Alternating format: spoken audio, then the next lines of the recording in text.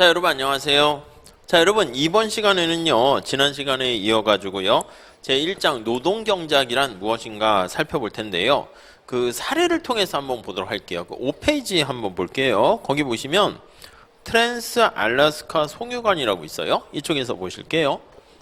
자, 우리 케이스 스터디라고 할 수 있겠네. 그래서 우리가 노동경제학과 관련된 여러 가지 이슈가 실제 어떻게 활용될 수 있을까, 그거를 살펴보는 거예요. 자, 거기 5페이지 보시면 1968년 1월에 알래스카 주의 먼 북쪽에 있는 푸도르만에서 석유가 발견됐대. 그러니까 뭐 미국이 이렇게 있으면 알래스카가 이쪽 지역에 있겠죠. 여기에 석유가 발견됐어요. 이게 중요하지. 왜냐면 당시 오페크 이런 데에서 자꾸 석유 유가가 상승하고 이래가지고 이제 뭐 막 우리가 원자재 가격 상승으로 문제가 발생했는데, 북미에서는 가장 큰 석유가 발견이 되었는데요. 자, 문제는, 자, 두 번째 단락 보세요. 이 발견에는 한 가지 문제가 있대요. 바로 뭐냐면 석유가 발견된 곳이 대부분 소비자들이 살고 있는 곳과 아주 먼 알래스카의 추운 지역에서 발견이 된 거야. 근데 이제 미국은 이쪽에 미국이 있잖아요. 미국 여기까지 이제 가져와야 되는데, 거기 보시면 수송하는 게 쉽지 않습니다. 남부에 얼음이 얼지 않는 발데스 항구까지 우선 송유관을 좀 설치해야 되는 게 아닌가. 그래서 송유관을 이렇게 설치를 해서 이렇게, 그럼 여기서 이제 배를 타고 여기서 쭉 해서 미국으로 가져올 수가 있게 되는 거죠. 아무튼 스토리는 이렇게 됩니다. 석유가 발견됐는데, 야, 이거 그냥 할 수는 없고 송유관을 이제 건설을 해야 되는 거예요. 송유관을 건설을 하려고 합니다. 네, 그렇죠.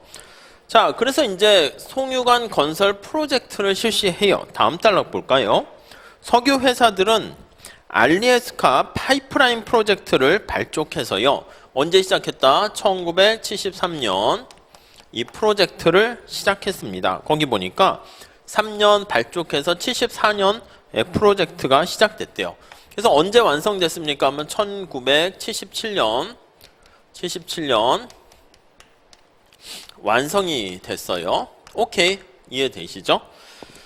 자, 이 완성되는 과정 속에서 밑에서 세 번째 줄 보니까 근로자가 얼마나 고용됐나 한번 보세요. 근로자 고용 수가, 근로자의 고용이 25,000명이 고용됐고요. 25,000명이 고용이 되었고, 그쵸? 그 다음에 알래스카의 하청업체들, 그러니까 이 직접 송유관을 만드는 거 외에 하청업체들도 고용이 증가했습니다. 그러니까 이게 파생수요라는 뜻을 또 얘기하려고 하청업체까지 미치는 파급 효과가 있는 거죠. 거기도 25,000명이 고용되었습니다. 많은 고용 창출 효과가 생겼네요. 자, 그 다음에 근데 송유관이 완성이 된 다음에는 이 사람들이 계속 고용된 게 아니라 지금 일을 하고 송유관을 건설하는 과정에서 이만큼의 고용이 있었고요. 완성된 다음에는 그 정비하는 사람들만 빼놓고 완성 후에는 고용이 다시 이제 축소, 이제 자기 자리로 돌아가게 되는 거죠. 이러한 상태가 되었습니다.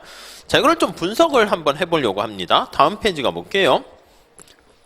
자, 다음 페이지 6페이지 첫 번째 줄 보시면, 자, 하청업체에 고용됐던 사람들은 또 누굽니까? 라고 하면 이 송유관을 담당할 수 있는 약간 엔지니어들인데, 거기 보니까 소수만이 알래스카 원주민이고, 이러한 기술을 가진 숙련과 그리고 스킬이 있는 기술을 지닌 엔지니어, 이거는 알래스카에 있는 원주민들이 아니라 거기 해외에서 노동이 외부에서 이주된 사람들이다 라는 것입니다. 이해되시죠? 그리고요, 세 번째 줄 볼게요. 그러니까 이 사람들은 해외에서 이주된 사람이고, 그러면 고용이 이렇게 많이 늘어났는데 고용 혜택을 본 알래스카에 살고 있는 사람들은, 원주민들은 고용이 쬐끔 는 거야. 고용이 조금 증가하게 되고요. 엔지니어 입장에서는. 그리고 거기 보시면 또 고용된 사람들은 트럭 기사나 굴착 기사와 같은 미숙련 근로자들이 고용이 되었다. 이렇게 되어 있네요. 자, 약간 느낌 자체가 노동의 이동뿐만 아니라 원주민 그 나라에 어떤 영향을 미치는가, 그런 스토리로 가려고 해요. 자, 이러한 스토리가 이렇게 있고요. 요거를 경제학적으로 분석을 해보려고 해요. 자, 두 번째 단락에 수요 곡선과 공급 곡선에 의해서 요약되는 이론을 적용하면, 자, 노동경제학의 이론을 적용하는데, 우리가 이론을 적용한다라고 하면은요, 분석 툴이 수요 공급 곡선을 가지고 사용을 하는 거야. 아셨죠? 수요 공급 곡선을 가지고 이론을 적용합니다. 지난 시간에 봤어요. 자, 그랬을 때 거기 두 번째 줄 볼게요. 알래스카에서 발생했어야 하는 노동시장의 이동. 했어야라고 돼 있잖아. 했어야. 그러니까 이론에 맞춰가지고 진짜 그런 일이 벌어졌어야 되는 거예요. 그럼 노동시장에 대한 요걸 적용해서 수요 공급을 통해서 노동의 이동을 좀 설명을 할 수가 있고요. 노동시장의 이동이라고 할게요. 노동시장의 이동. 이건 이제 노동시장에서 이제 균형이 어떻게 변화하는가, 그걸 보려고 하는 겁니다. 자, 밑에 그림을 한번 볼게요. 자, 수요 공급 곡선 나와 있으니까 여기 고용이라고 돼 있어요. 우리 책에서는 이걸 2라고 쓸 거예요. 고용. 그리고 여기 보시면 소득인데 소득 임금이라고 합시다. 소득. 이렇게요. 근로소득. 여기다 이제 고용된 사람들 수 해가지고 뭐 하면 소득인데 달러, 돈으로 표현한 거예요. 자, 노동의 공급 곡선 S0가 있고요.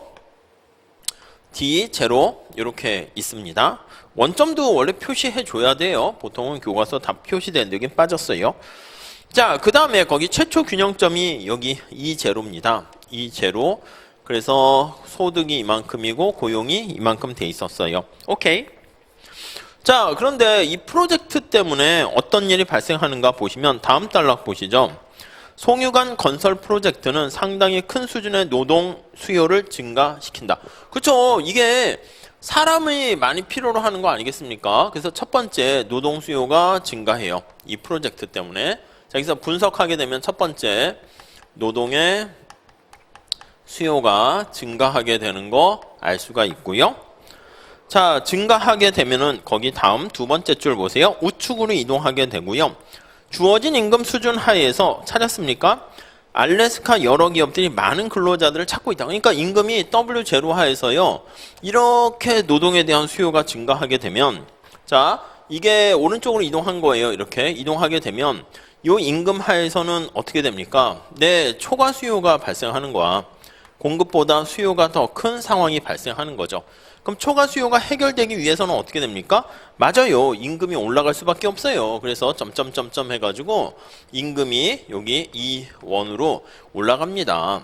임금이 올라가게 되면 W1으로 올라가게 되면 임금이 올라가니까 일하려고 하는 사람들이 더 몰려드는 거예요. 공급량이 증가하는 거죠.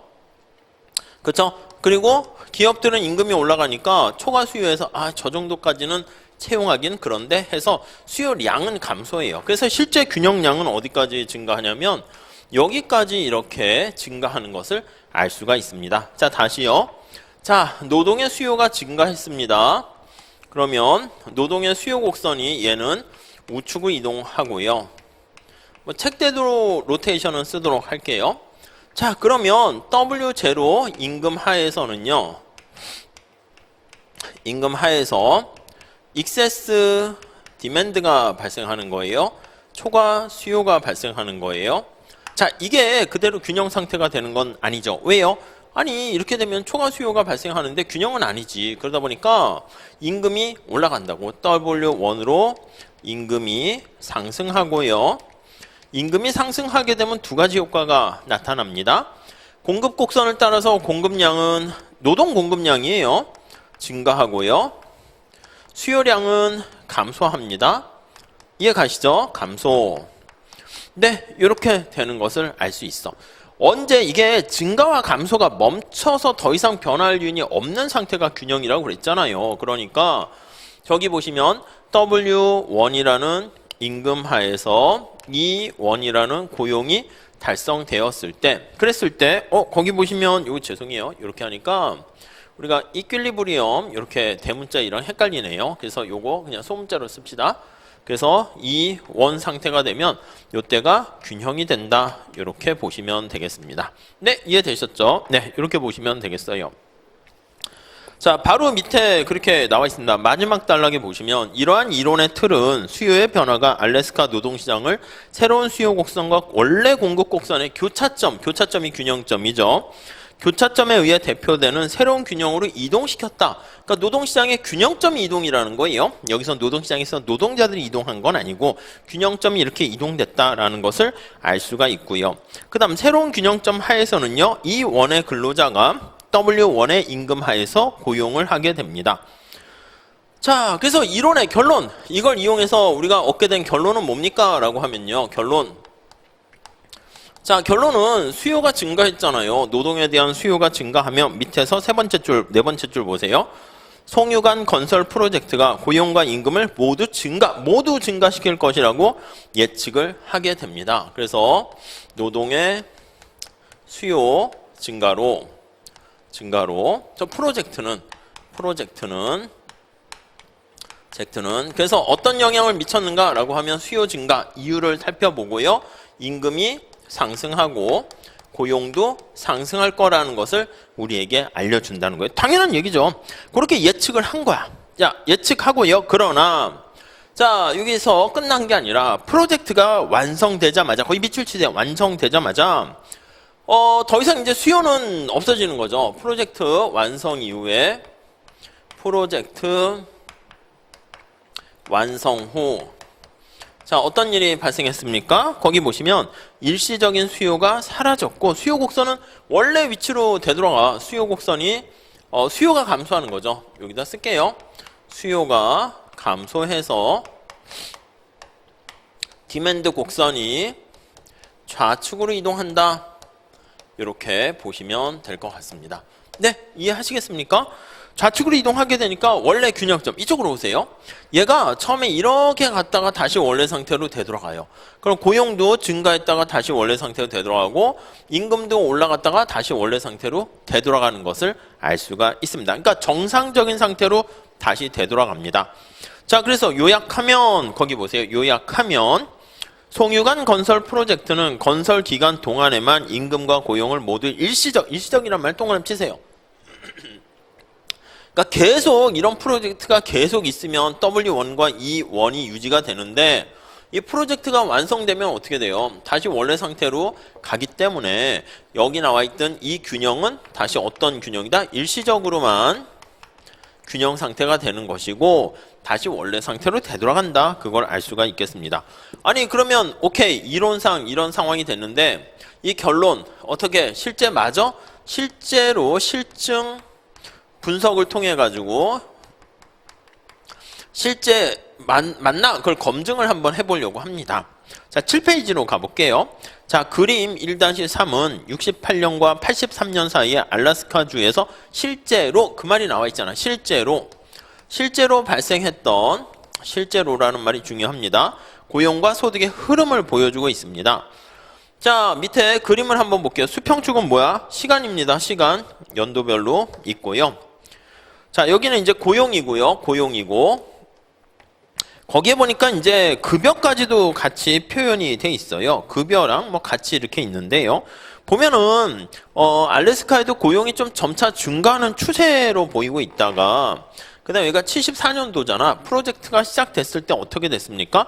고용이 팍 증가했어요. 고용이 증가하다가 그다음 어떻게 돼요? 나중에 78년부터는 약간 좀 줄면서 원래 추세치로 이렇게 가는 거 알 수가 있어요. 완공도가 이제 78년 이런 식으로 되는 거 알 수가 있죠. 그러니까 이렇게 증가했다가 거의 이제 이렇게 사그라드는 너무 빨리 증가했네.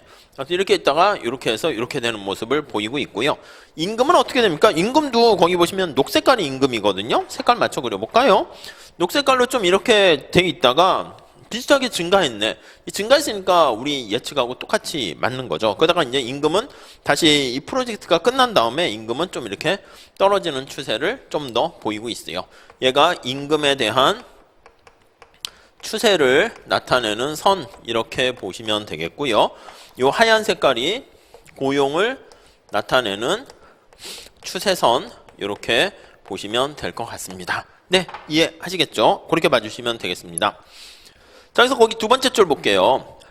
알래스카의 인구도 수십 년에 걸쳐 지속적으로 증가했기 때문에 푸르도만에서 석유가 발견되기 이전에도 고용은 꾸준히 상승되는 추세를 보였지만 75, 76, 77년에는 급격하게 증가했다가 장기 추세선으로 이렇게 다시 장기 추세선이 이렇게 증가하는 건데 갑작스럽게 증가한 거 알 수가 있고요. 자, 그래서 고용이 이렇게 일시적으로 증가했잖아요. 이렇게 모양이. 왜 이렇게 된 거니? 라고 하면은요. 여기요. 고용이 뭐 당연한 건데 일시적으로 증가한 이유는 자, 왜 이렇게 됐을까요? 네, 거기 밑줄 치세요. 노동 공급 곡선이 우상향해서 그렇다. 공급 곡선이 우상향해서 그런 거예요. 아니 뭐 당연한 거 아닙니까? 네, 맞아요. 노동 공급 곡선이 우상향. 아니 우상향하지 않으면 어떻게 됩니까? 수직이면 어떻게 될까요? 자, 그래서 예를 들어 만약에 수직이면 자, 이게 수요 공급 그 원리 그냥 가볍게 보시면 될 것 같아요. 수직이면 어떻게 됩니까? 노동 공급 곡선이 수직이고 수요가 이렇게 증가했어요. D0, D1. 자, 그러면 어떻게 돼? 그러면 이때는 고용은 더 증가하지 않고요. 그대로 가만히 있고 임금만 올라가는 거잖아. 그쵸?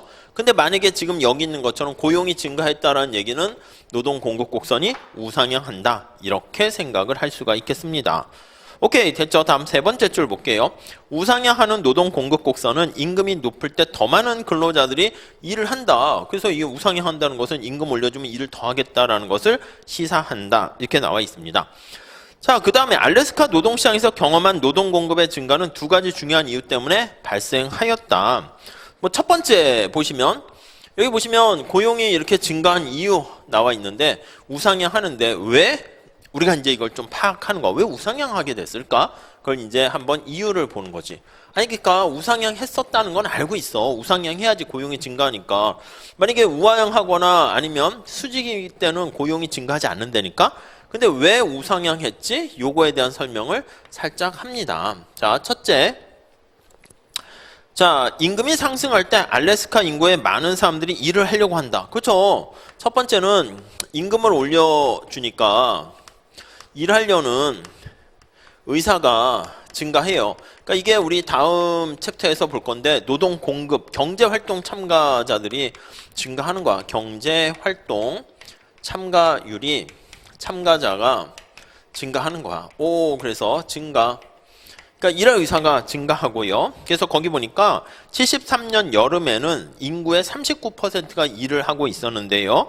근데 75년, 76년 여름에는 50%가 인구가 일을 했대요. 그러니까 일하려고 하는 사람들이 늘어나게 된 것이고 막상 뭐 임금이 올려주니까 더 일을 해야지. 그러니까 유보임금이 있었는데 그 유보임금을 임금이 균형임금이 더 많이 주니까 일을 하게 됐다라고 보시면 되겠고요. 다음 둘째. 자, 48개 주에 거주하는 사람들이 혹독하게 추운 기후 환경에도 불구하고 알래스카 노동시장이 제공하는 보다 나은 기회를 얻기 위해서 알래스카로 이주한 결과 인구 증가율이 증가한 거야. 그러니까 여기 알래스카에서 새로운 프로젝트도 일어나고 하니까 이것도 마찬가지예요. 임금도 올라가니까 거기 보시면 인구 증가율이 증가한 거야. 자, 약간 달라요. 그러니까 이거는 일할 의사가 증가한 거는 기존에 있었던 노동시장의 사람들이 나 일하기 싫어 이렇게 비경할 인구로 있다가 일할 의사가 생긴 거고 이거는 인구 증가율이니까 인구 증가율이라는 건 애들이 태어난 것도 있지만 그 외부에서 노동에 대한 이주가 증가했다. 이렇게 일어났다라고 볼 수가 있겠습니다. 물론 인구 증가율의 증가는 어떻게 됐다? 맞아요. 일거리가 없어지니까 어떻게 돼? 다시 떠나는 거지 뭐. 떠나게 되는 거니까 원래 장기 추세로 회귀하게 되었다. 이렇게 보시면 되겠습니다. 자, 다음 세 번째. 우리가 이걸 이용해 가지고 왜 이론이 필요한가? 이론의 필요성 그거를 한번 살짝 얘기를 한번 해보도록 하겠습니다. 자, 우선 첫 번째 거기 보시면 이 이야기에서는요. 두 번째 줄 볼게요. 노동시장의 배우들이 어떤 역할을 했는가? 그거에 대한 설명이 있습니다. 노동시장에서 우리 배우가 3명이 있다고 그랬어요. 근로자, 기업 이렇게 3명이 있었습니다. 자, 우선 정부도 있어요. 근로자, 기업, 정부 3명이 있는데 정부는 어떤 역할을 했습니까? 네, 환경에 위험이 될 수도 있는데 알래스카의 그 천연 자연을 송유관하면서 해칠 수 있는데 프로젝트를 승인했고요. 이래서 이제 이러한 프로젝트가 시작이 된 것이고, 그 다음에 기업은 송유관 건설이 이윤을 얻을 수 있는 기회라고 판단해서요. 기업은 뭐를 위해서? 이윤을 위해 이윤 추구로 노동을 채용합니다. 수요가 증가했다. 이렇게 보시면 될 것 같고요. 오케이. 다음에 근로자는 이러한 노동 수요 변화에 노동의 공급량을 증가시켜서 공급 양자가 들어갔습니다. 이거는 근로자는 노동 수요가 증가하잖아? 그럼 임금이 올라가요. 그러면 노동에 대한 임금이 올라가서 노동 공급 곡선은 그대로 있는 거죠. 그래서 양자를 붙였어요. 공급량이 증가했다. 이 곡선상의 이동이라는 걸 뜻합니다. 이렇게 각각의 여건에 맞춰서 상황에 맞춰서 대응을 하게 되는 것을 알 수가 있고요. 우리는 이러한 알래스카 노동시장을 설명하는 간단한 이론, 모형을 세운 겁니다. 이런 것들을 배우들의 이런 행동을요, 우리가 모형을 만들어서 세우게 됩니다. 모형, 모델이라고 얘기하죠. 현실의 복잡한 걸 단순화시켜서 만들어내는 건데요. 자, 거기 보시면 이 모형은 우상향하는 노동 공급 곡선, 기업의 행동, 우하향하는 노동 수요 곡선, 그 다음에 근로자와 기업 간의 갈등을 해결하는데 균형이 달성된다는 가정으로 특징 지을 수 있습니다. 균형이 달성되는, 균형 쪽으로 가게 된다는 가정. 자, 앞에서 살펴본 이 모형은 송유관 건설이 알래스카 노동시장에서 일시적인 고용과 임금의 상승을 가져올 거라고 예측을 해요. 모형의 예측이 어떻게 현실 설명력에 잘 부합해요? 그러지 않습니까? 잘 부합했잖아. 그러니까 우리가 경제학자들이 모형을 만들었는데 현실을 잘 설명 못하면 그 모형은 그냥 폐기 처분됩니다. 무슨 말씀인지 아시겠죠? 그래서 가끔 야, 경작 니네는 그냥 뭐 딴 나라의 딴 얘기 하는 거냐? 그거 아니에요. 현실적인 얘기를 하는 거예요. 그리고 가장 기본적인 게 수요 공급. 이 가장 기본적인 원리만 잘 사용해도요. 세상에 보이지 않는 것들을 잘 어느 정도 설명을 해낼 수가 있습니다. 자, 더욱이 이는 검증할 수 있는 예측이다. 검증 가능하게 확인했잖아. 우리 시간이 감에 따라서 고용과 임금의 그래프를 통해 가지고 맞다. 이걸 확인할 수 있었습니다. 그래서 그게 맞으면 이 모형은 저 실증, 현실 분석의 타당성 그걸 통과했기 때문에 검증을 그렇게 해서 테스트를 통과했다. 이렇게 보시면 되겠습니다. 자, 그런데 우리가 이 모형을 사용했는데 이 모형이 아주 수요 공급에 의해서 단순화되어 있는 모형입니다. 자, 그래서 두 번째 단락 볼까요? 자, 앞에서 그려진 수요 공급 노동시장의 모형이 알래스카 노동시장의 복잡한 모든 면을, 이거 되게 중요한 겁니다. 복잡한 모든 면을 다 설명하지 못한다는 것은 굳이 말할 필요가 없어요. 이 모형은요, 우리가 현실이 복잡해서 단순화 시킨다는 거예요. 단순화라는 표현이 굉장히 중요하게 되는 겁니다. 자, 그래서 단순화된 모형이 무시하고 있는 많은 중요한 요소와 변수들까지도 고려하는 것은 그리 어려운 게 아닌데요. 자, 거기 보시면 그러한 여러 가지 모형에 어떤 변수들을 더 집어넣게 되면 모형의 예측 정확성은 더 높아져요. 거기 보니까 근로자가 공급에 어떤 결정을 할 때 지금 얘기한 거는 임금을 보고 그냥 얘기했잖아. 아, 임금 많이 주니까 일을 해야지. 근데 근로자가 의사결정을 할 때 모형을 좀 더 이렇게 디테일하게 첨예하게 만든다라고 하면, 엄밀하게 만들면, 아니, 근로의욕과 관련해서는 의욕은 임금만이 아니죠. 임금 이외에 다른 요인들이 있을 수 있어요. 다른 요인들이 있을 수도 있다고요. 이해하시겠죠? 네, 그 정도 정리해 주시고요. 자, 거기 나와 있네. 예를 들어 좀 말이 되는지 모르겠지만 근로자가 노동 공급에 영향을 미칠 때 임금 이상의 그 무엇도 고려할 수 있는데, 여러분들 뭐 하시겠습니까? 알래스카? 오, 거기 한번 가서 내가 새로운 송유관이라는 걸 만드는 꿈을 도전하고 뭔가 진취적인 성과, 아무튼 그런 거래. 그래서 거기 보시면 도전적이고 최첨단 프로젝트에 참여할 수 있는 어떤 기회, 도전, 열정, 젊음, 뭐 아무튼 그런 것 때문에 돈이 중요한 건 아니지만 나는 하겠다, 뭐 이렇게 되나 봐요. 그리고 혹독한 작업 환경에도 그래서 불구하고 따분한 프로젝트를 수행하는 기업이 제시하는 임금보다 따분해. 뭐 공무원, 야, 그 공무원 뭐 안정적이지만 그렇게 내가 죽을 때까지 그냥 뭐 하는 건 좀 아니야. 한번 노무사로 도전을 해가지고 노무사 시험에 합격해서 내가 노무사로서 뭔가 이 진취적인 삶을, 아무튼 뭐 그런 것도 있죠. 그게 뭐 붙어야 다행이긴 한데, 아무튼 그 붙든 안 붙든 나는 그 자체 즐거움이 있어, 이렇게 해서 갈 수도 있다는 것이죠. 그래서 이 프로젝트가 낮은 임금에서도 많은 근로자들을 유치할 수 있다고 한다라고 하면은요, 송유관 건설이 임금을 올릴 것이라는 이론적인 예측이 좀 약간 부정확할 수도 있다 이렇게 되네요. 그러니까 만약에 임금 이외에 다른 요인이 더 내가 선택하는 거에 내가 돈을 벌려고 노무사가 되는 게 아닐 수 있잖아요. 그렇게 되면은 우리가 이 송유관 건설을 했는데 고용은 증가했으나 임금이 안 올라갈 수도 있는 거죠. 무슨 말씀인지 아시겠죠? 그러면 어떻게 되고는 임금보다, 사실 여기는 책이 없지만 임금보다 더 중요한 게 이쪽으로 오세요. 아니 그냥 사람을 못 구하면 임금만 올라갈 수 있고요. 노동 공급 곡선이 만약에 수평이면 어떻게 돼? 임금은 별로 올라가지도 않으면서 고용이 팍 늘어날 수도 있게 되는 것이죠.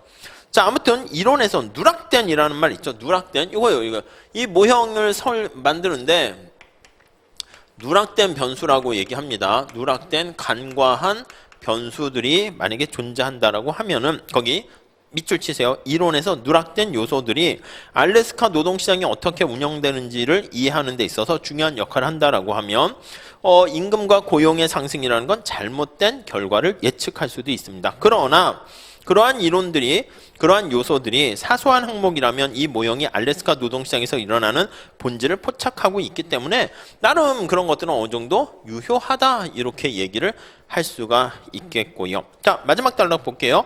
우리는 알래스카 노동시장에 대해서 생략된 요소, 똑같은 말이에요. 누락됐다는 게 오미트된, 생략된 그런 뜻입니다. 생략된 요소를 모두 포함하는 복잡한, 그러니까 모든 변수를 다 집어넣는 거야. 그렇게 얘기하게 되면요, 복잡한 모형을 구축할 수 있는데 물론 이러한 것은 매우 어려운 일이 될 것이지만 말이다 하고 갑자기 느낌표를 찍어놨어요. 이걸 다 집어넣는 거는 사실 또 뭐 모형도 복잡해지고 할 수는 있겠지만 이거 어려운 일이다. 그래서 느낌표 이렇게 했습니다. 자, 사실을 완벽하게 설명하는 모형은 수백만 명의 근로자와 기업이 어떻게 상호작용을 하는가까지 다 꿰뚫어 봐야 되는데 그거는 거의 불가능한 것이죠. 뭐 신의 영역까지 가야 된다 이렇게 보시면 돼요. 그래서 정리를 하면 단순화를 시켜가지고요, 이렇게 다음 페이지 첫 번째 줄 보세요.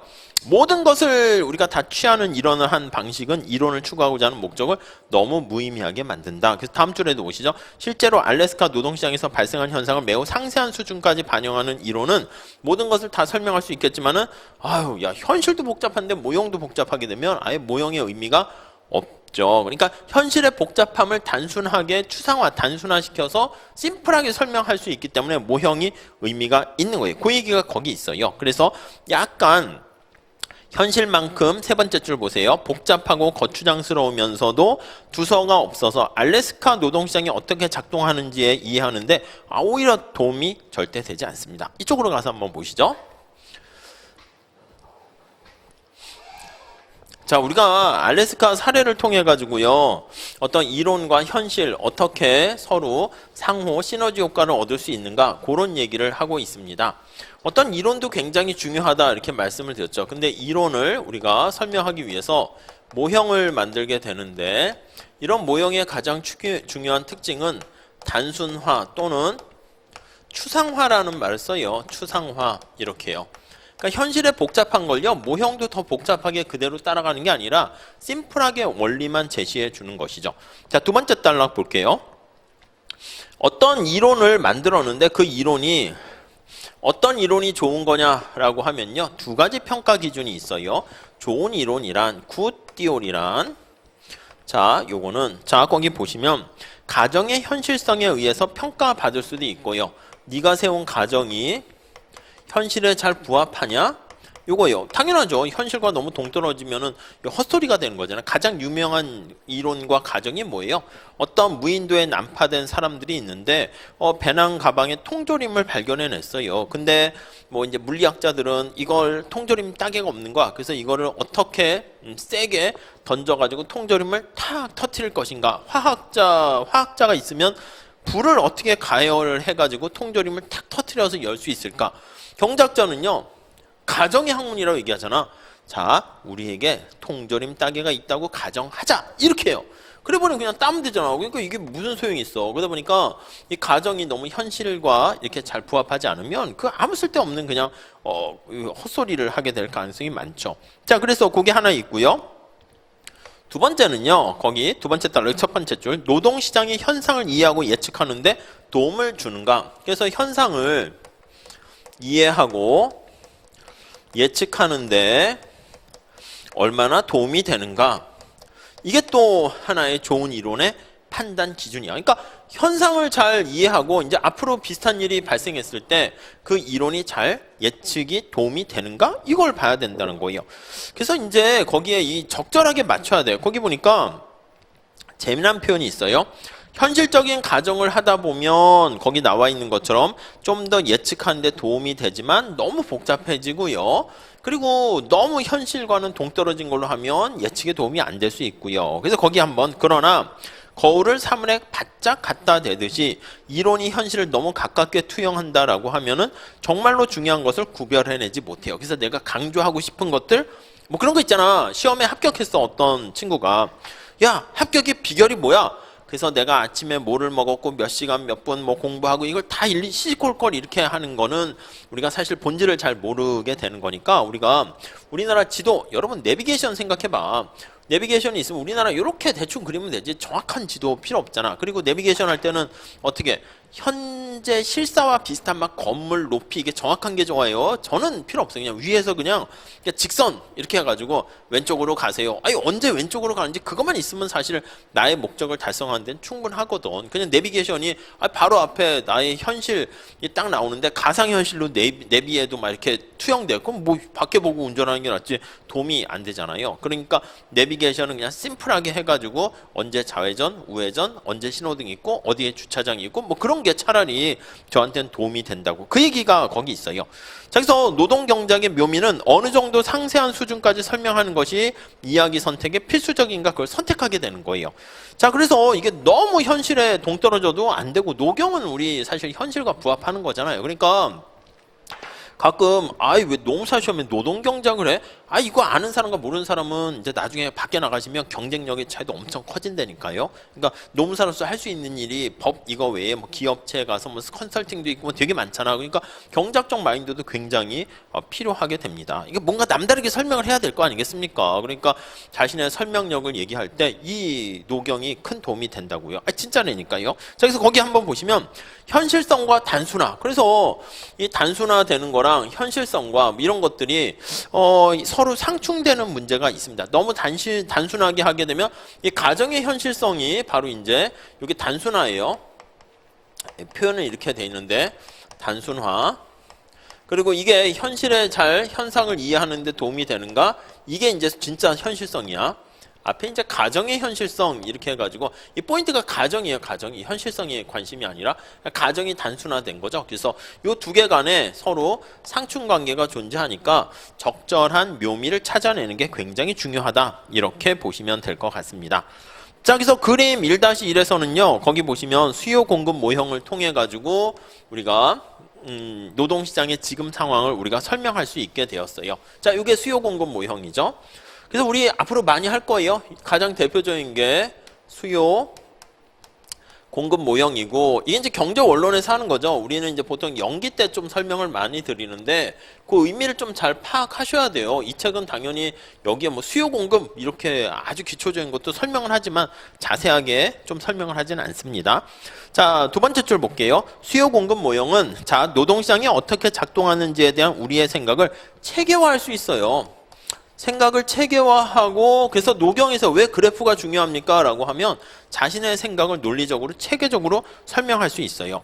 자, 이 모형은 또한 더욱 복잡하고 현실적인 노동시장의 모형을 구축하는 데 있어서 탄탄한 토대를 제공한대. 그렇죠. 이게 탄탄한 토대를 구축을 한다. 이렇게 그러니까 수요 공급 모형이 가장 기본적이다라고 보시면 되겠습니다. 자, 그것보다 더 중요한 건 또 뭐가 있습니까? 라고 하면요. 이 모형이 실제로 작동돼요. 우리 봤잖아요. 간단하게 수요가 우측으로 이동하는 걸 통해 가지고요. 우리가 노동시장의 임금과 고용이 어떻게 변하는가 이거 하죠. 전에 뭐 부동산은 잘 모르겠지만 부동산 정책에 대해서 집값이 올라가니까 그 뭐 사람들과 학자들이 얘기하되 신문에 나왔었나 뭐 그 국토부 장관님께서 뭐 경제 원론의 수요 공급과 싸우고 있다 뭐 이렇게요. 그러니까 이제 수요 공급의 원리를 딱 비춰보면은 부동산 시장이 이상하게 간다는 걸 뻔히 아는데 그걸 무시하고 하다 보니까 자꾸 이제 노동시장에 어떤 정부의 개입이 왜곡을 초래한다. 뭐 그렇게 얘기하는 거죠. 그러니까 이게 되게 심플한 건데 심플한데도 현실 설명력이 있다 보니까 의미가 있다 이렇게 보시면 돼요. 그래서 옆에 보시면 이 단순한 모형의 예측은 많은 경우 실제 현실에서 관측되는 사실과 일치한다. 그렇게 되어 있습니다. 자, 우리 밑에 요게 얼마나 잘 작동되는가에 대해서 우리가 판단하는 두 가지가 있는데 경작의 접근 방법이라고 볼 수 있습니다. 자, 수요 공급 모형은 알래스카 송유관의 건설이 찾았죠. 다음 줄 첫 번째 줄 일시적으로 알래스카 노동시장의 고용과 임금 수준을 올릴 것이라고 예측합니다. 이러한 예측하는 모형을요 우리가 실증 경작이라고 얘기해요. 파지티브라는 표현을 씁니다. 자, 옆에 뭐라고요? 예측이에요. 예측. 어떤 팩트를 통해 가지고요 사실에 대해서 통해 가지고 이 사실 팩트예요. 팩트. 말 그대로 팩트 체크예요. What is에 대해서 얘기를 하는 겁니다. 그걸 통해서 어떻게 될 것인가 예측을 하게 되는 것이고요. 자, 거기 볼게요. 프루도만에서 석유의 발견과 송유관의 건설이 알래스카 노동시장에 미치는 영향은 이거예요. 그치, 어떤 영향을 미칠 것인가 그걸 예측을 하는 거야. 모형으로 설명하세요. 임금이 올라갈 것인가 고용이 증가할 것인가 그 얘기를 하는 겁니다. 그렇게 좁은 범위를 가진 무엇인가 What is에 대해서 설명을 하기도 하고요. 또는 여기서는 이게 사실에 대해서 얘기하는 거니까 가치 판단 없이 나와 있죠. 가치 판단이 없이예요. 가치 판단이 있는 게 밑에 나와 있는 규범 경제학이다 이렇게 생각하시면 되겠습니다. 가치 판단 없이 어떤 사실, 통계, 자료만 가지고 얘기하는 겁니다. 자, 이 책의 많은 부분은 이게 바로 우리 실증 경제학 이슈들이에요. 자, 거기 한번 볼게요. 예를 들면 질문거리가 자, 살짝 보세요. 느낌을 가져가셔야 돼. 최저임금이 실업에 미치는 영향은 무엇인가? 영향 나와 있죠. 최저임금. 해외 이주자의 유입이 원주민의 소득에 미치는, 이거 다 우리 시험 문제라니까, 이렇게. 아셨죠? 해외 이주자가, 우리 지난번에 했어요. 이주자가 유입되었어요. 이게 원주민의 소득, 그러니까 외국인 노동자 왔어. 알래스카의 외지에서 노동자들이 왔을 때 알래스카의 원주민들의 어떤 소득에 미치는 영향 어떻게 되는가. 다음에 등록금 보조 정책이 대학 등록률에 미치는 영향. 이게 정부가 어떤 정책을 하는 거죠. 등록금을 보조해주는 정책이 등록률에 미치는 영향, 계속 영향 있죠. 실업보험이 실업기간에 미치는 영향, 실업보험 기간을 좀 길게 해줬는데 이 실업보험을 해줬는데 실업기간에 미치는 영향, 이러한 외부 충격이 쇼크가 온 거야. 이러한 쇼크가 왔을 때 우리가 간단한 노동의 수요 공급 같은 걸 이용해서 어떤 영향을 미치니 그걸 살펴보는 게 바로 실증 분석이다. 이게 많은 질문이 또 여기에 해당합니다. 자, 근데 실증적인 연구 분석은 많은 것들을 또 간과한다 이렇게 나와 있습니다. 그래서 뭘 간과하냐라고 하면은요, 이게 바람직한가라는 그런 가치 판단의 얘기는 못하고 있어요. 거기 볼게요. 가장 중요한 문제는 야, 송유관이 건설돼야 해? 이거는 우리가 송유관이 건설된다라는 가정 하에서 야, 송유관이 건설됐으면 어떤 영향 미칠까? 이건데 그 이전에 원초적인 질문을 하는 거야. 야, 왜 굳이 송유관을 해야 돼? 이런 식으로.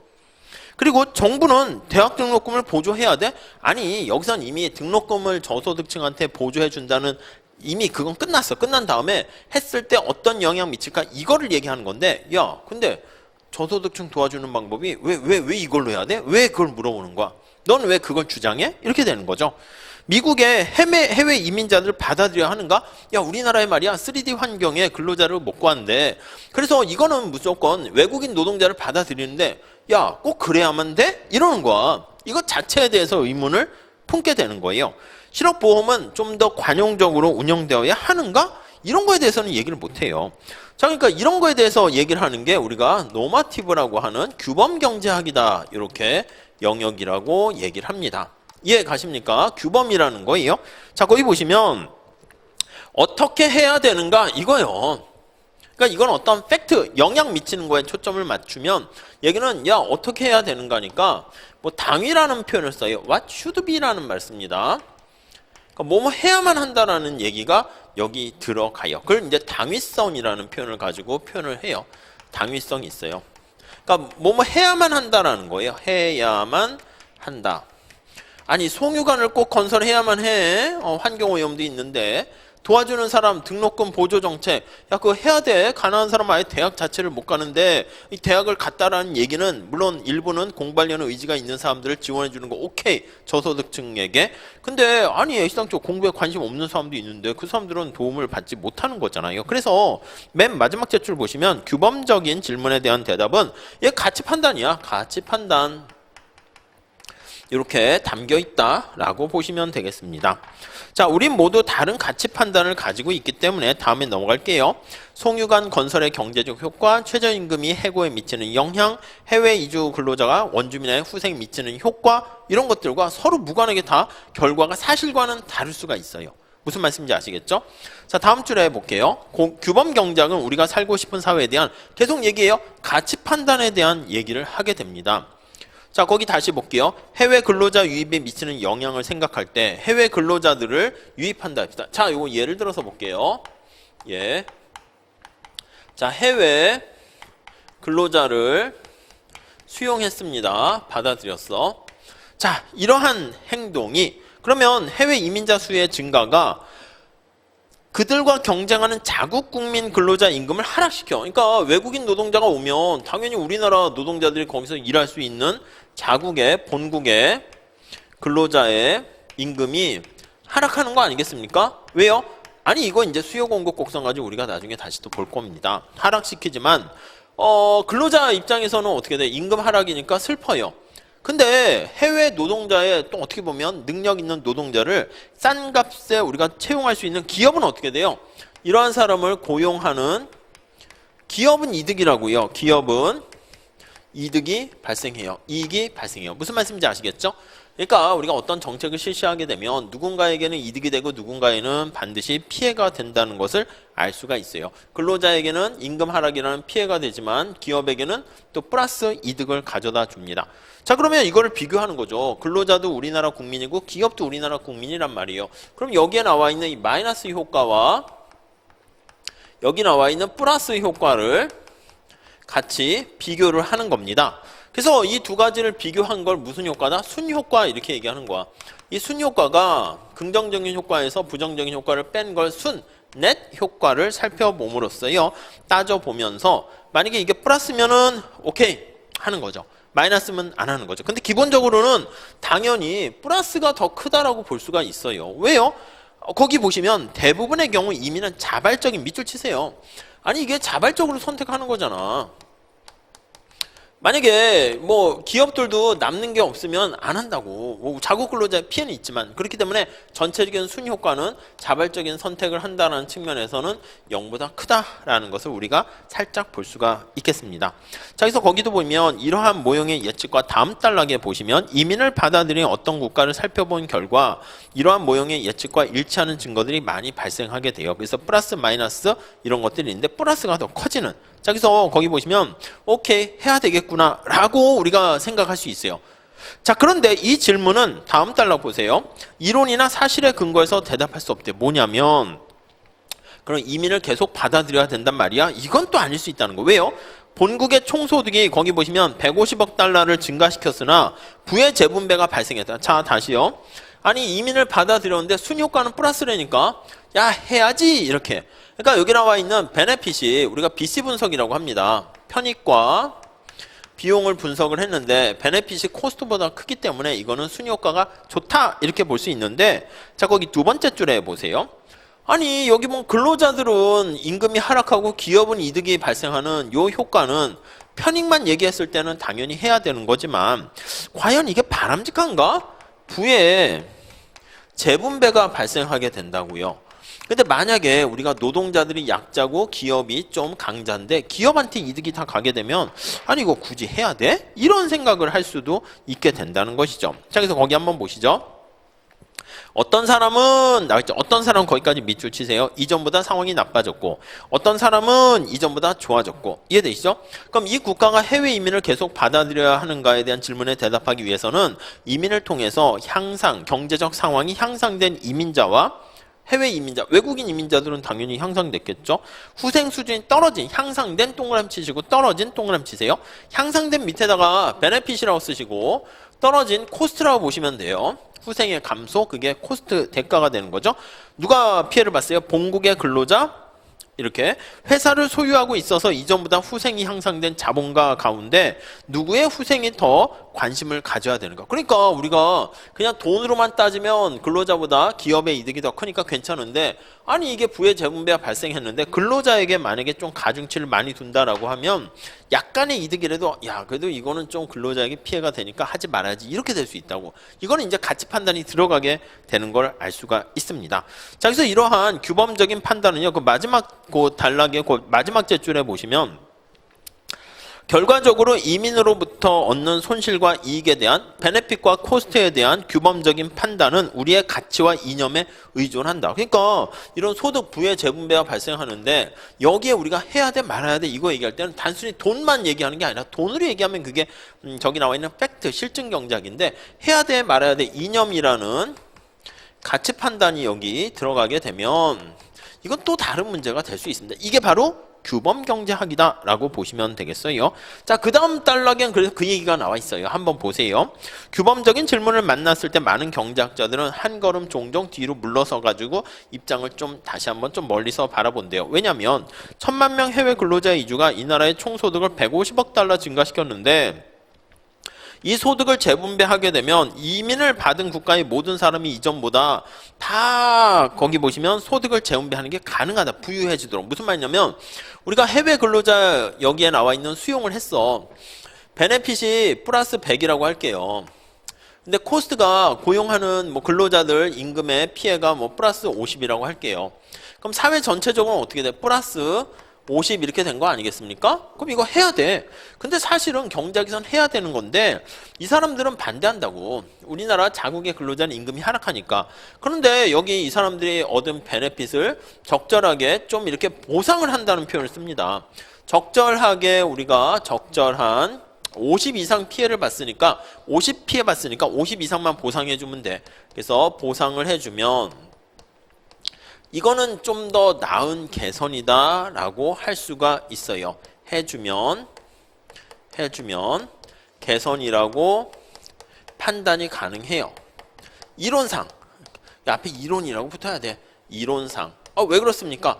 아니 근데 우리가 보통 현실에서는 이렇게 보상을 안 해줘요. 그래서 이제 문제가 되는 거지. But 실질적으로는 현실에서는 보상을 안 해줘요. 그러니까 우리가 뭐 전에 뭐 미국과 FTA를 한다라고 하면 현대자동차가 자동차를 수출할 수 있는 시장이 넓어지니까 이득이고요. 농민들 입장에서는 값싼 질 좋은 쌀들이 막 농산물이 들어오면 신토불이 외친다 해도 약간 어려움을 겪을 수밖에 없어요. 근데 국가 전체적으로 보면은 베네핏이 코스트보다 크니까 하는 게 낫단 말이야. 근데 국가를 담당하는 위에 정책을 담당하는 사람은 베네핏이 코스트보다 크니까 그걸 해야 되는데, 이론상 보면 그렇지. 근데 현실에서 했을 때는요, 이 보상을 적절히 안 해준다고. 그러니까 농민들이나 이런 사람들 입장에서는 왜 나만 손해봐야 돼? 해서 끝까지 이렇게 뭐 자신의 반대 의견을 내세울 수밖에 없는 것이죠. 자, 그 얘기가 거기 있습니다. 자, 그 나라 모든 사람들의 네 번째 줄 보시면 경제적 후생을 향상시킬 수 있는 정책을, 그러니까 후생이 증가시키는 것을 우리가 효율적이라고 얘기합니다. 이게 파레토라는 말을 써서 파레토 개선됐다 그런 표현을 쓰게 되는데, 이러한 정책은 국가 경제 파이의 크기를 증대시킵니다. 국가 전체 파이를 크게 만드는데요. 문제는 거기 네모 치시고요. 소득 재분배 문제가 발생해요. 소득 재분배 문제가 거기 보시면 거의 발생하지 않는 데 있다. 거기에 나와 있는 것처럼 대개의 경우는 이득을 보는 사람 다시 밑줄 치세요. 베네핏 보는 사람과 손해를 보는 사람의 처지가 안 바뀝니다. 그러니까 이 적절한 보상을 안 해준다는 거예요. 따라서 규범적 질문에 답하기 위해서는 효율성과 소득 재분배라는 상충관계, 소득 재분배가 공평성이라고 생각하시면 돼요. 그러니까 우리가 어떤 거를 판단할 때 따라서 파이를, 떡을, 소득을 크게 만드는 효율성과 자, 그 다음에 이미 생산된 크게 만들어진 파이를 나누는 이 분배하는 공평성과 이 두 가지 잣대를 가지고 우리가 판단 기준으로 삼아야 된다. 이렇게 보시면 돼요. 하나는 효율성, 낭비 없이 어떻게 하면 파일을 크게 만들 것인가. 하나는 공평성, 어떻게 골고루 나눌 것인가. 이겁니다. 자, 그래서 거기 보시면 밑에서 네 번째 줄, 다시 말하면 규범적인 질문은 국가 경제라는 파이의 크기를 키우는 것의 가치와 이 크게 키우는 거와 그 파이를 어떻게 나눌 것인가, 그거 두 개 간의 가치를 비교. 그러니까 효율성을 중시 여길 거냐 공평성을 중시 여길 거냐, 그거에 따라서 달라지게 되는 거죠. 자, 그래서 우리가 요거 지금 얘기한 이민과 관련된 얘기가 있고, 또 사례 2 한번 볼게요. 이렇게 뭐 스토리를 우리가 이제 사례 연구로 하진 않지만 한 이런 식으로 해서 응용하는 거는 뭐 충분히 나올 수는 있어요. 거기 보시면 노동조합의 결성이 어떻게 되는가, 노조의 결성이다라고 하면, 자, 노동자들이 힘을 모으게 되면 이 결성을 통해 가지고요, 자, 근로자에게, 기업으로부터 근로자에게 부를 이전하게 됩니다. 그래서 기업의 이제 이익은 줄어들고요, 근로자의 이득은 커져요. 그러니까 기업이 이제 여기 보시면 이득이 감소한다라는 것은 기업은 피해를 보는 거예요. 이 코스트라고 볼 수 있습니다. 코스트. 근로자는 이렇게 이득이 증가하는 거예요. 이건 약간 베네핏 이렇게 볼 수 있어요. 두 개가 충돌하죠. 그러면 거기 보시면 기업에게서 근로자에게로 부를 이전하지만 경제 파이의 크기를 줄어들게 만든다. 여기요. 이걸 하게 되면 경제적인 파이가, 크기가 감소해요. 이게 뭐다? 이게 효율성이 감소하는 거야. 효율성이 감소하고요. 근데 우리가 앞에서 살펴본 것처럼 근로자가 약자라고 하면은요, 뭐 약자인지 모르겠지만 기업도 만약에 강자라고 하면 보통 이제 대기업과 근로자는 거기에 해당할 수 있죠. 그러니까 근로자들의 약자 이득이 올라간 거니까 이거는 공평성이 당연히 개선됐다, 이렇게 볼 수가 있어요. 이해 가시죠?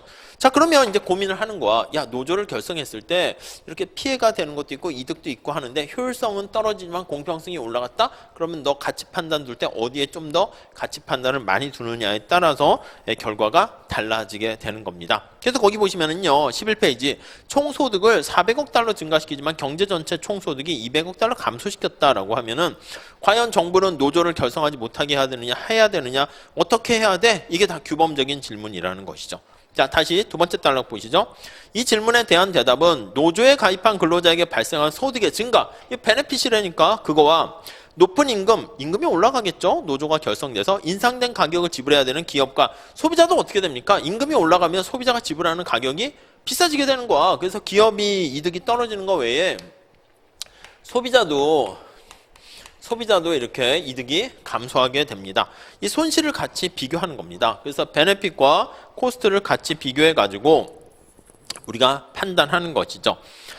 자, 그래서 세 번째 단락 보십시오. 이러한 논의가 주는 교훈은 분명하다. 이득을 보는 사람과 손해를 보는 사람이 함께 발생하는 대부분의 거의 밑줄 치세요. 대부분의 정부 정책은 어떻게 된다? 맞아요. 언제나 베네핏과 코스트가 동시에 온다니까?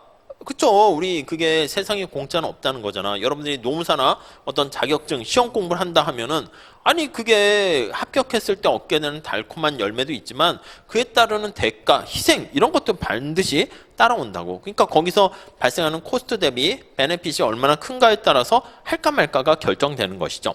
자, 그랬을 때 두 번째 줄 보세요. 어떤 특정 정책이 바람직한 여부를 묻는 규범적인 질문에 대해서 경제 모형의 이론이나 이론적인 함이나 현실에서 관찰되는 사실 모두 충분한 답을 제공하지 못해요. 무슨 말이냐면 우리가 앞에서 얘기했던 뭔가 예측 이런 건 되는데, 야, 그래서 규범적인 것 때문에 그래. 이거 규범적인 게 가치 판단이 들어가는 거야. 이거 해야 돼 말아야 돼, 이거란 말이죠. 무슨 말씀인지 아시겠죠? 자, 그래서 우리가 거기 보시면 이 책 전반에 걸쳐 우리는 경제 분석을 하게 됩니다. 실증적인 질문에 대해서는 이해하고 대답하는 데는 유용해요.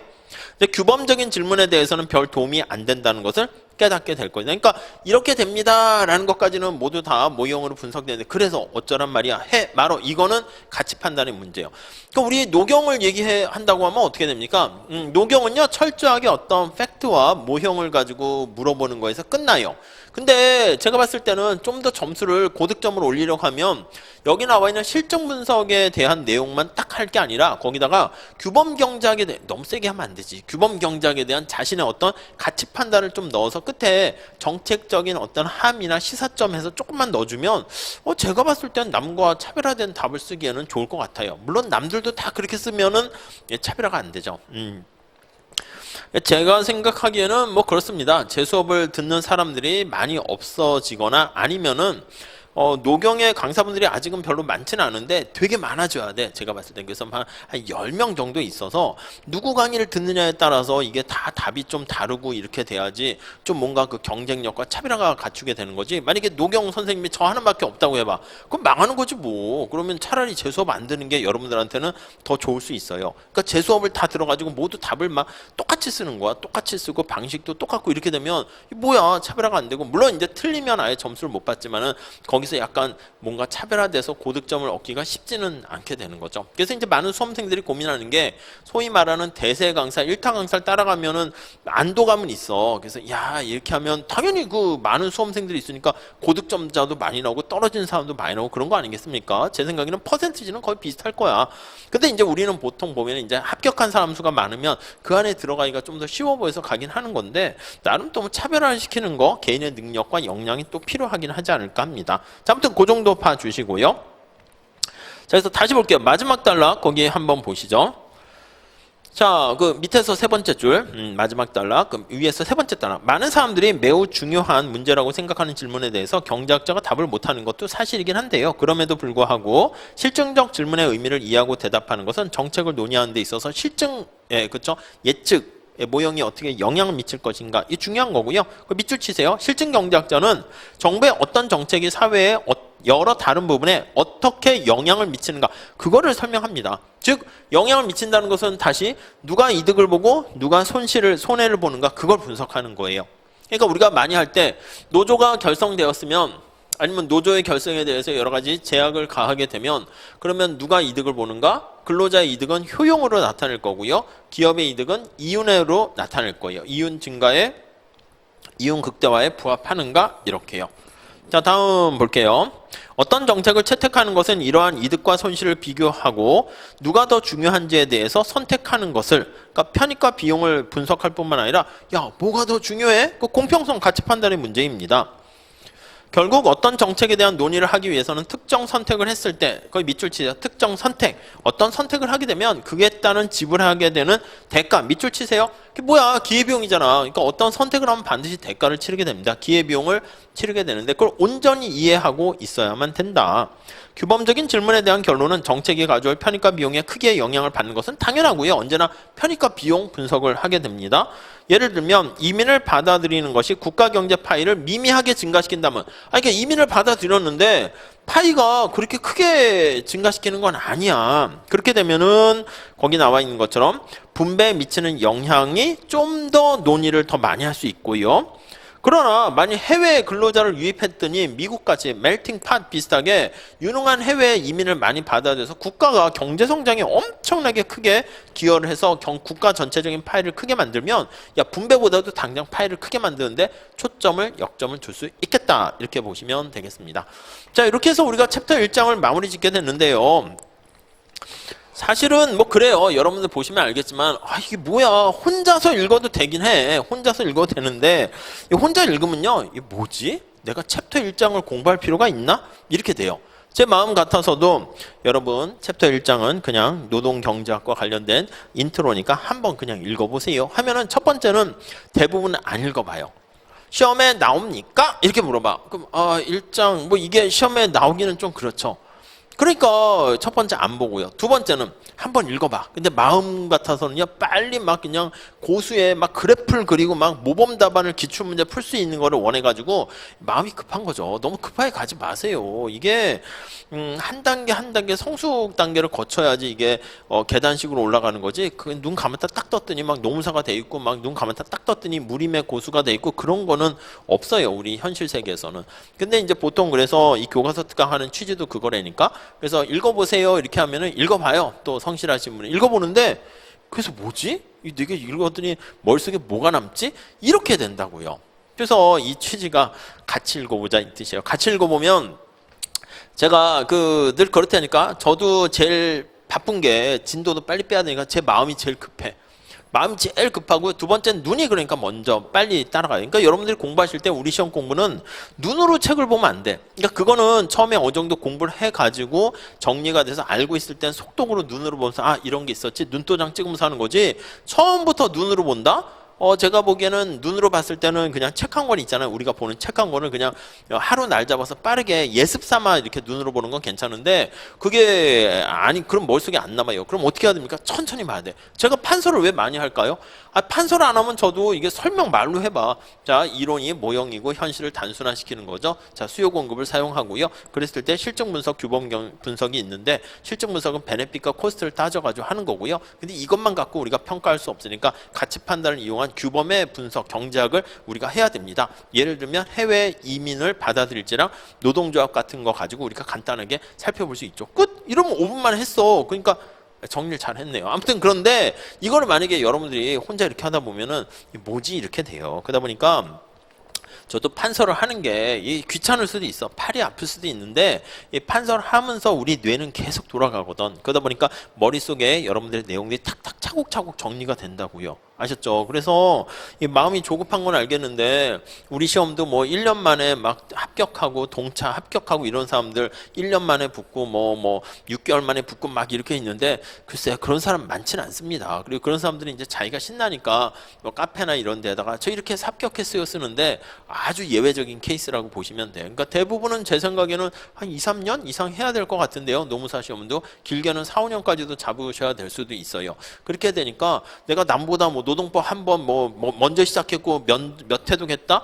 그게 점수 올라가는 거랑은 제가 봤을 때는 오히려 나쁜 영향 미칠 수 있어. 우리 노경도 마찬가지야. 뭐 학교에서 뭐 경제학 했는데 이거랑 상관없어요. 괜히 도화지가 지저분해지면은 제가 말씀드린 거 이거를 받아들이지 않는다니까. 그러니까 오히려 순수하거나 아예 모르는 사람들이 제가 수업을 하게 되면 오히려 이런 게 있구나 시키는 대로 잘해요. 그래서 그분들이 나중에 이렇게 좀 오히려 고득점이 되고요. 오히려 그래서 공부하셨던 분들은 저는 별로 달갑지 않습니다. 그래서 제가 막 이렇게 막 설명을 하면 그런 걸 왜 하지? 뭐 자기가 막 출제자가 돼가지고 막 빼요. 이거는 시험에 안 나오고 이건 나오고. 그러니까 그래놓고 또 뭐 자기가 보고 싶은 것만 보는 거지. 그럼 이제 또 떨어지는 거지 뭐. 무슨 말씀인지 아시겠죠? 그래서 기본적으로는 우리가 하는 이 노동경제 책에 나와 있는 건 다 하셔야 돼요.